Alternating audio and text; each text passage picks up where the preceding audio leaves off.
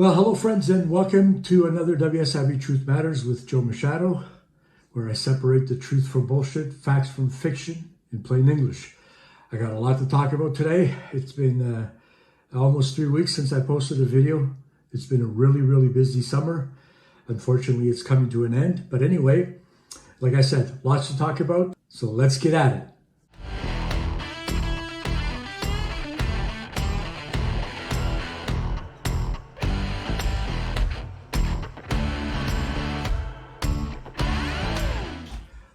Well, hello friends. I hope you've been enjoying this beautiful summer. It's been amazing, and of course it's been short. It seems to have just flown by real quick. We've been very busy at WSIB Settlements.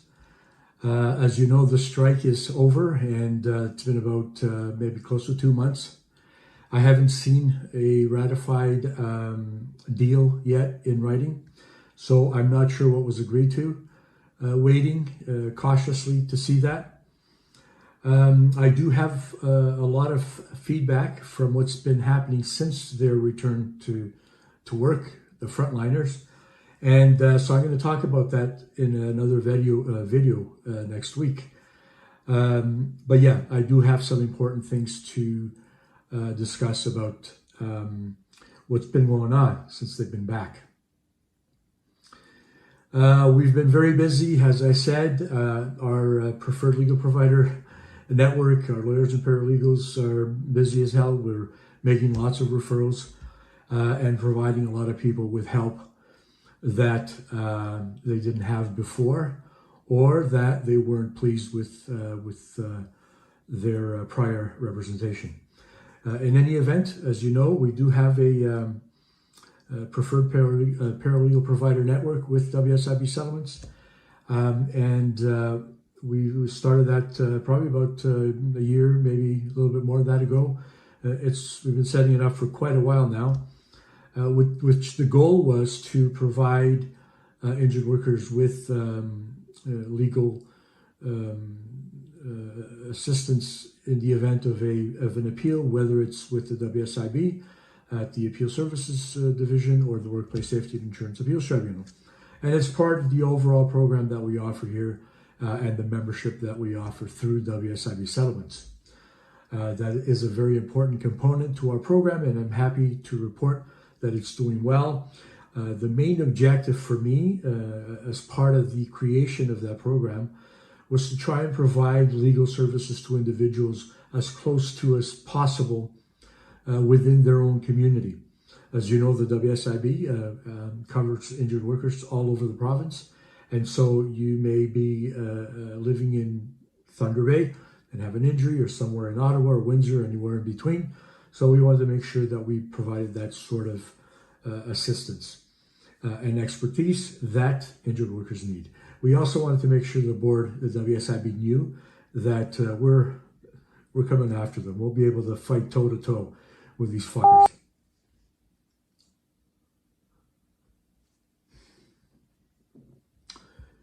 The issue that I wanted to talk about today, and I did bring this up a few months back in one of my videos, but I alluded to some of it in a video, and then I didn't report on it beyond that, because I wanted to make sure that I gave everybody within the WSIB, that being the case manager involved, the return to work specialist, the manager, the director, the vice president, Kathy Wright, Gavin Pokin, the chief operating officer, Jeffrey Lang, the CEO and president, and finally Grant Walsh, the chair of the board. And so I have pretty much gone through the entire network. Every one of these individuals I just mentioned have been notified and were provided with an opportunity to respond. And in their infinite arrogance and obvious lack of accountability, or the belief that they are accountable, no one has responded or even attempted to deal with this matter. Which is fine, because I wanted to make sure that none of these pricks, knowing how they operate, had any sort of plausible deniability. That has been taken away because they've all had an opportunity to see it.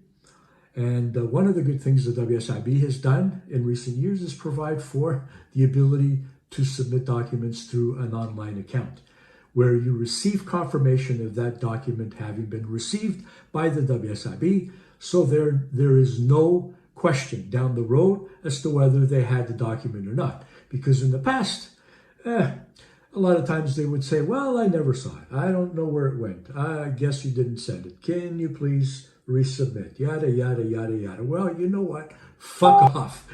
The buck stops here. So thank you for setting up that process. This is to my friends in the WSIB, which we use effectively. The reason being, and all of the members of WSIB settlements know this, and I advise everyone, do not communicate with anyone at the WSIB over the phone. Insist that all of your communications are done in writing.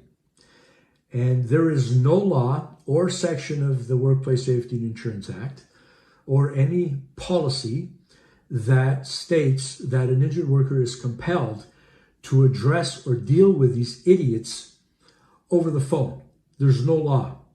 As long as you're cooperating with them and you're providing information on a timely basis as they require in order to adjudicate your claim, then you cannot be held responsible for being non-cooperative because you're providing that information, providing they request it in writing.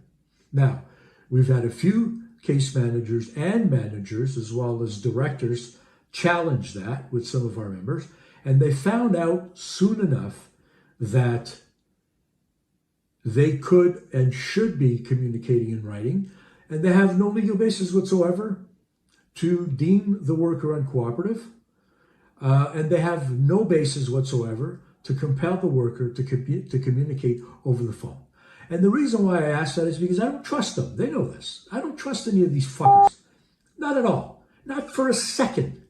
I don't trust any of them, right? So my advice is based on that. And this is based on over 30 years of dealing with these people.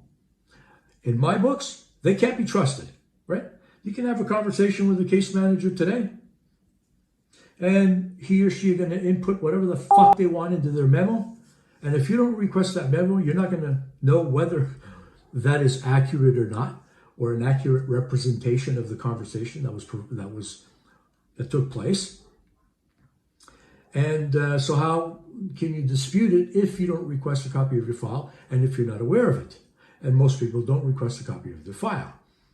Nonetheless, it shouldn't give them the authority to misconstrue or misrepresent a conversation that took place. But I've seen this happen many, many times, even with me, where I've seen memos where I was speaking with Mr. Machado and he said this is, no, fuck off.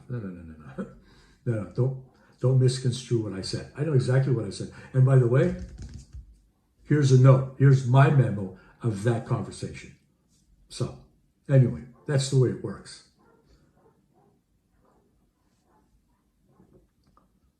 Everything they do is to try and screw you over, in my opinion.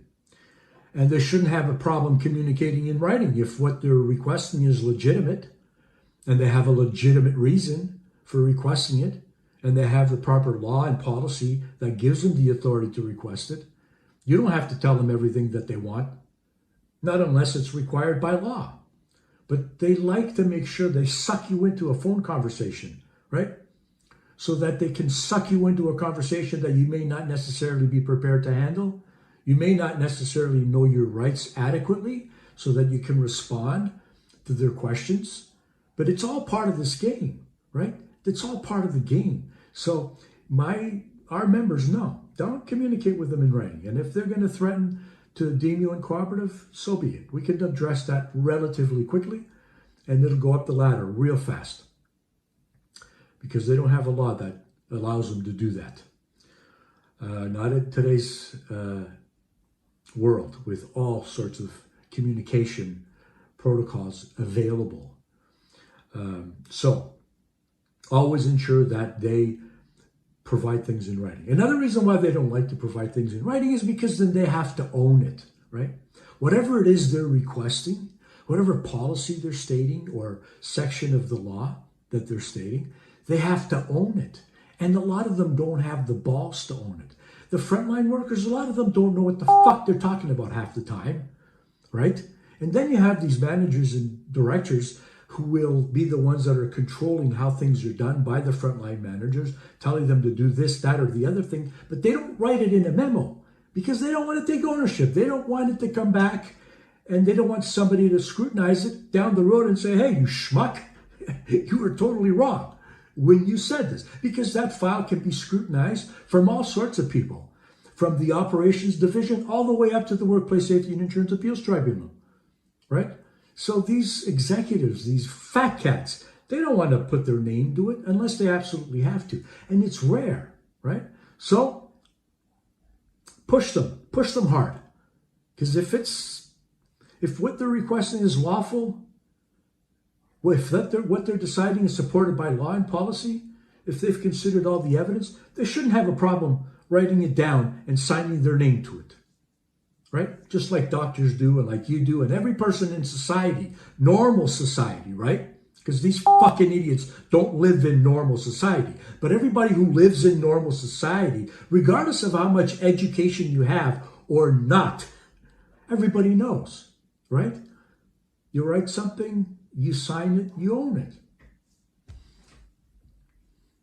Okay, I went off track a little bit here, but you get the point, right? Because this is going to lead to this whole issue, which is the law, the WSIB law, where they will drag you through whatever burning fire they will find if they find that you're being less than truthful with them, even though you may be totally truthful. And then they will drag your whole life through it because they have this little section of the law that they use. But what they don't know is that they are also responsible to function within this section of the law, right? So I'll tell you what it's all about. And you probably saw this on the thumbnail. Falsified documents. Yes, falsified documents. That's what we're going to talk about. Because I caught them in black and white. Man, they're hating the fact that, well, I'm still involved. After so many years and so many attempts to kill me off. Just get rid of me, right? Here's the law. It states, it is an offense under Section 149 of the Workplace Safety and Insurance Act to knowingly make a false or misleading statement or representation to the WSIB in connection with a person's claim for benefits. To knowingly making a false or misleading statement. Knowingly means that you know that you're making it and you know that it's false, right? Now, here are the people that they hold accountable to this law. According to them, right? This isn't my stuff. This is theirs, right? And this is what it states. The WSIB does not tolerate non-compliance or fraudulent acts against the system by, now look at who's at the very top of this list, WSIB staff, employers, employer representatives, workers, their spouses or dependents, worker representatives, or external suppliers and providers of goods and services. See? But right at the top is WSIB staff. Now, the WSIB regularly lays fraud charges on employers, workers, representatives, external suppliers. Well, they came after me with it, and it worked. Temporarily, it worked. But I think they're probably realizing that they should have never pursued that because it was fucking garbage. They knew it, I knew it, but for a period, they got away with it. But just for a period, and they know. that it was just for a period. Now, what happens? Okay? What happens in violation of Section 149? So, here's what it states. Offenses. The following are offenses under Section 149 of the Workplace Safety and Insurance Act: to knowingly make a false or misleading statement or representation to the WSIB. What can they do? Well, they can lay charges and penalties, right? And here's what they can do. I'll put it right up here.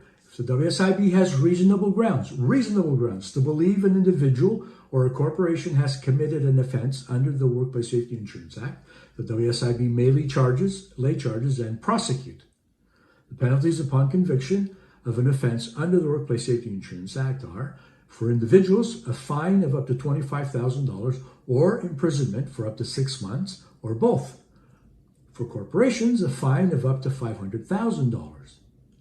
And in the case that they decide to lay or want to pursue criminal charges, when the fraudulent act is investigated and the charge is contemplated, because they have all sorts of ways to give themselves so much power and decide how they want to deal with it, Stakeholder Compliance Services refers the case to law enforcement, who then decide whether to lay charges under the criminal code.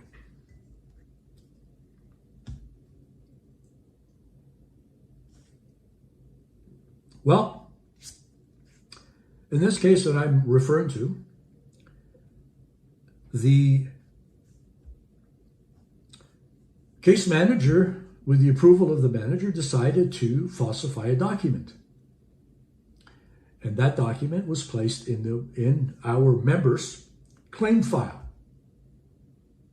And they knew that the document was not, or that their statement was false. It was relating to a return to work plan and the support of a return to work plan. And they knew that their statement was false, and yet they willingly wrote it down in the plan. And it was a false statement. And this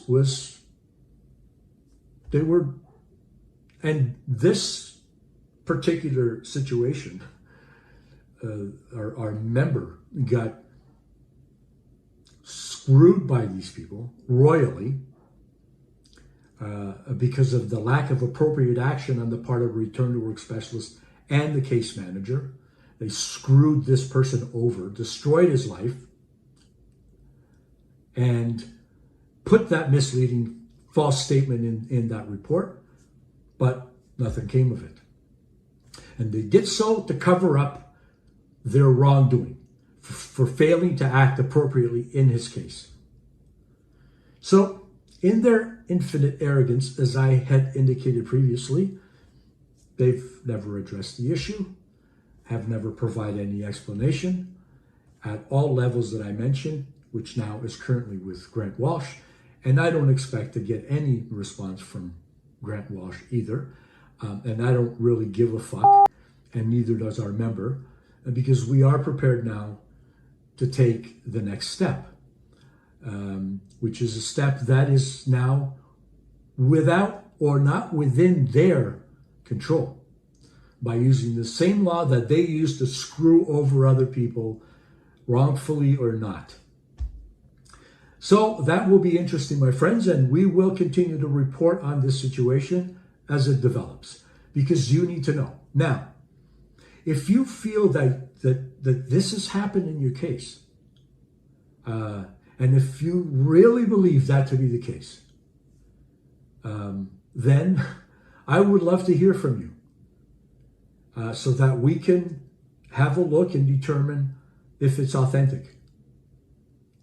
I'm not saying that what you are claiming is not authentic, but we want to make sure that all of the evidentiary information is there so that we can turn it on these fuckers, because it happens. Believe me, it happens. And so if you have any suspicions that it's happened in your case and you really believe that it did, don't disregard your suspicions. No. Follow your gut, follow your intuition, follow your belief. because they do it. They did it in this case, and they do it in many others. All right, so I'll be happy to hear about that. You know how to reach me. Joe Machado at WSIBsettlements.com. All the information is here. And yes, we would really like to hear a lot more about this, because I have a feeling that we are just touching the tip of the iceberg. And knowing how these assholes function and how they think, wow.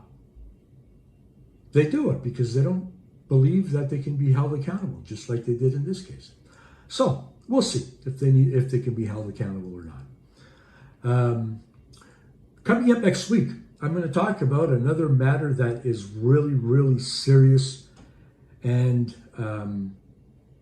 needs to be addressed. We've done a lot at WSIB Settlements to really keep a tight grip on this, and that's the issue of mental health and how the WSIB is ignoring the recommendations of psychologists and psychiatrists who are treating people with mental health issues such as PTSD, mental stress claims, and so on. This should resonate with Jeff Lang. It should resonate very closely with him.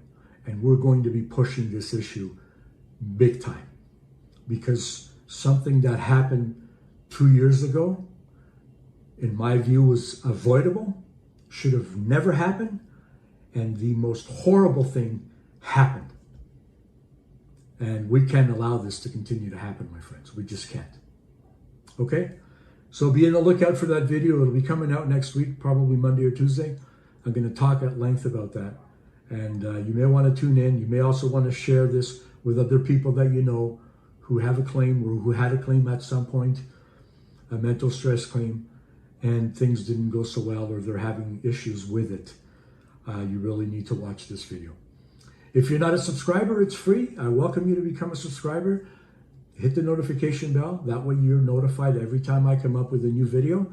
It's been almost 3 weeks since the last one. Generally, I'm once a week, sometimes 2 or 3 videos a week. But things have been so busy, and I did need to take a little bit of time off.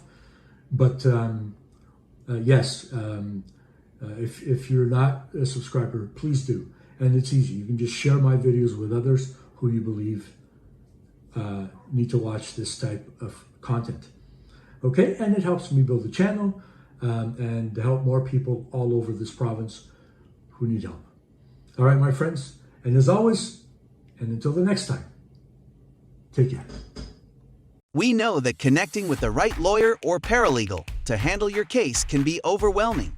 Do they have the expertise to handle your case? Do they have a good track record? Are they affordable? We've got you covered. Legal Pro Connect takes the guesswork out of finding the right legal provider. We've already done the vetting for you and connect you with the right lawyer or paralegal. With the expertise to handle your specific issue and at preferred rates. Get connected today. Visit www.wsibsettlements.com.